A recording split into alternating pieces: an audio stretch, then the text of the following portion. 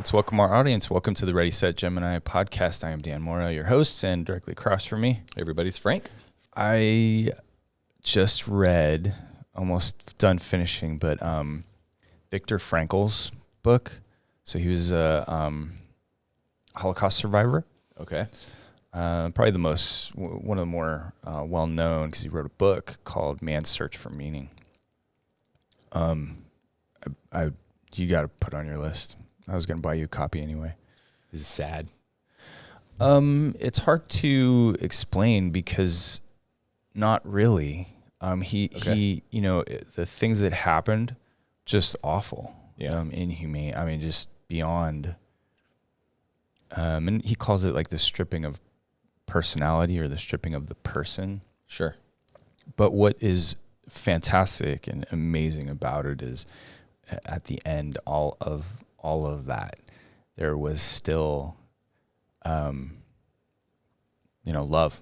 This is what he boils it down to, and it's obviously that's a lot of philosophies out there that he talks about. For example,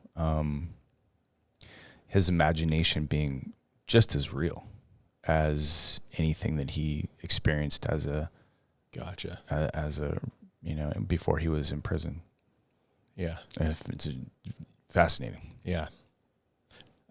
Man, I haven't read a lot on the Holocaust Diary of Anne Frank. I'm sure everybody's read that one. Mm-hmm.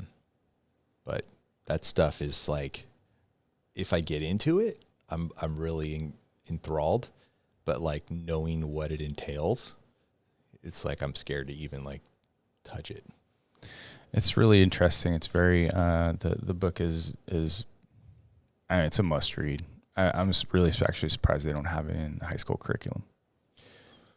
Like cool. Required. What's it called again? Man's Search for Meaning. Man's Search for Meaning. Yeah, Viktor Frankl. Yeah, it definitely sounds like something worth picking up. Yeah, I'm gonna buy you a copy anyway. Sweet, do it. I'm still trying to read up on that Stoic book. I got to pick it up. It's been a few days. Yeah.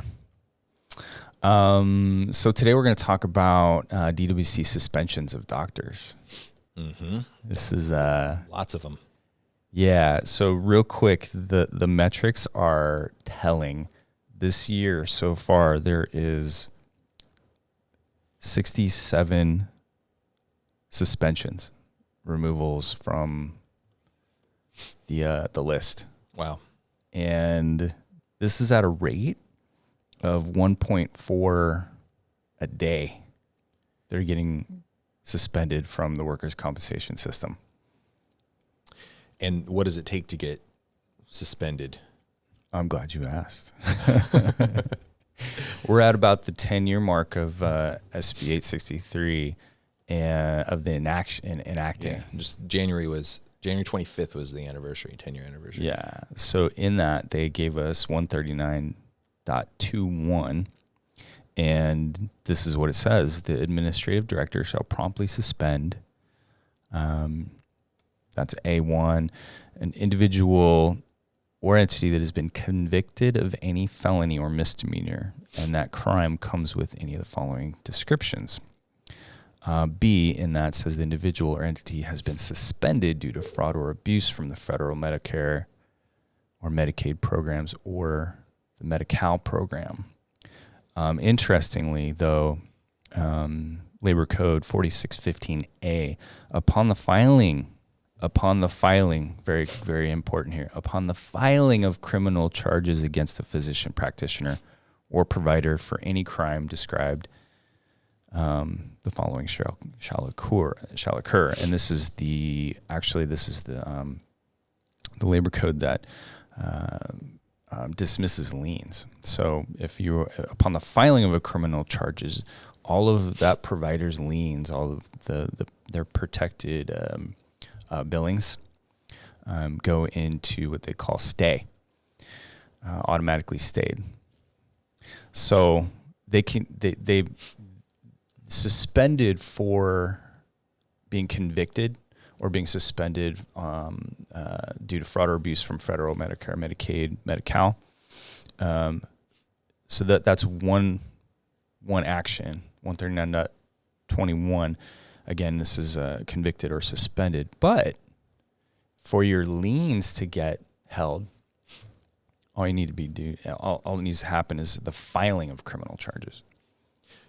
So, but we're talking about actual removal of doctors, 64 in 1 month. Yes, sir. So that means that they were actually convicted? We don't know. Or it could have also suspensions. Yes.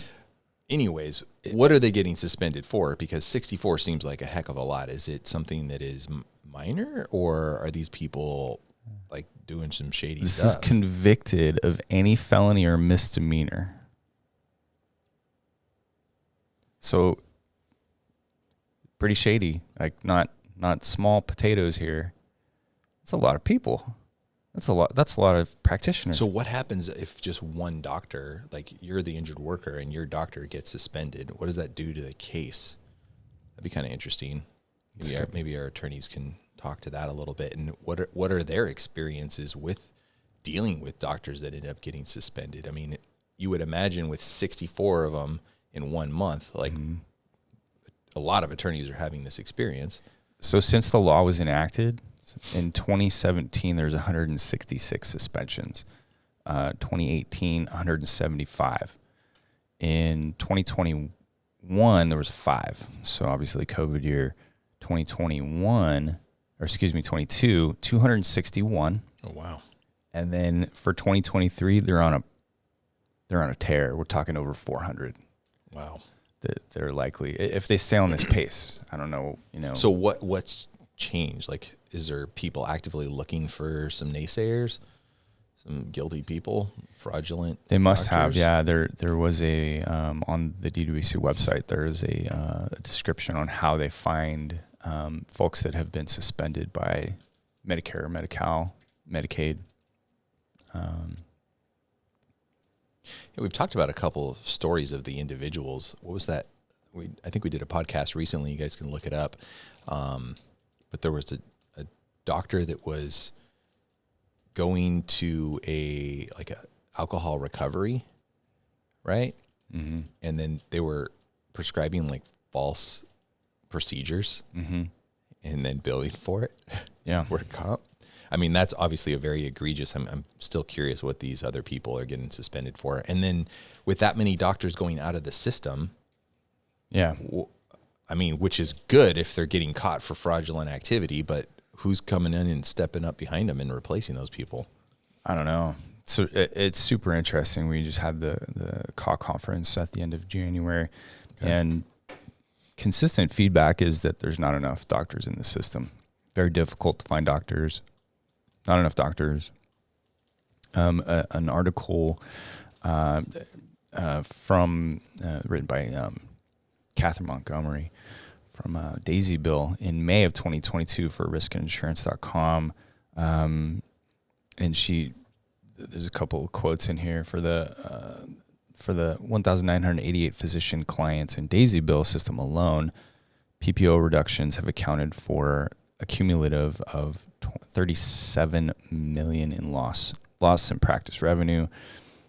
Collectively, the providers in our system who are bound to PPOs are paid on an average of 82% of OMFS, official medical fee schedule rates, with wide variation from provider to provider, bill to bill. So for context, consider that in California, the OMFS is pegged at roughly 130% of Medicare rates to account for the extra practice expense inherent to workers' compensation. So the point here, that Catherine made here is just that it's difficult to do. It's difficult to be a provider in workers' compensation. Subsection D of that 4615, the administrative director shall promptly post on the division's internet website the names of any physician, practitioner, or provider of medical treatment services whose liens are stayed pursuant to this section. Again, upon filing criminal charges. So this isn't you're not convicted. Yeah. But they're looking at you. They're looking at you. There's a couple other quotes, WCinsights.com, Keela Scott, in just this year, February 20th, so last week. Physicians are going to go to where it's easiest to practice. and make a living. And generally, that's not going to be in the workers' compensation system, said San Francisco-based Dr. Robert Goldberg, Chief Medical Officer and Senior Vice President for Health Systems, LLC. With the aging of the general workforce, too few individuals becoming physicians, and a growing population, it's a great formula to make things worse. Step in AI. Uh-huh. Because it doesn't seem like there's a path right now that is going to work out for the physicians. I remember there's this $3 page rate thing to review medical records. That can get squashed with AI in a quickness. But maybe that's the long-term thing, is like there actually is going to be less physicians, but if they have good technology, maybe they can handle more injured workers. Yeah. I mean, you'd hope it would go in a positive direction. This whole idea of, what did I say, robo-medicine, that should be the idea of, so people are leaning definitely more on the robo-medicine, so that the remote doctor's appearances, what do you call it, FAQs, or give especially even in workers' compensation, to find that correlations between injury. They have this a track of this injury leads to this, could lead to this other injury. That's all becoming more and more real. Where does empathy come into this? Because, someone's complaining of pain and they got to go through UR denial and IMR and all this work just to get ibuprofen. Like, can AI do that? Even the doctors, if they're so focused on just trying to take as much as they can to push through the system because they're not getting compensated at a rate that allows them to do anything different, they don't have time for empathy either. I don't know. It just seems like all of this really is going to come and impact the injured worker is the negative part about it all. So this doctor says in here, a physician's shortage could lead to slower recoveries, longer disability periods, leading to potentially higher incidence of chronic injury. I think what we hear, heard this for a long time in this industry, that with a lack of medical care, lack of adequate medical care and or just availability, longer periods, longer disability periods, higher injury rates and subsequent injury rates, including chronic injury. I mean, you have a bad ankle and you don't get that repaired properly, that's going to turn to a bilateral injury. Sure. The knee, the hip, etc. Works its way up. The back. Yeah, we're at a crossroads. It seems really interesting and sad. Anytime there's change, people get left behind. Sadly, injured workers are not supposed to be left behind. How do we bridge this gap with the reduction in providers, the reduction of human interaction with medical injuries and treatment? How do we make sure injured workers are taken care of, or did they just need to suffer through this transition? That's the piece that I really don't like. It's more money focused than it is like patient focused is what it feels like. I mean, think of all of the hoops you have to go through in workers' compensation. We've talked about this in the past. If there's like a single payer type of system out there, who's going to want to go through the work comp system? They're going to keep it quiet. I didn't get hurt at work. Just fix me. What can we say to counteract that? What are the arguments that say that insurance control over workers' compensation is a bad idea? Kind of feel it. Kind of feels like a bad idea. But the more medical treatment, medical analysis, medical diagnosis is automated, Well, let's leave it at that. Welcome your thoughts, your likes, your subscribes. Please, let's interact. We'd love to hear from you.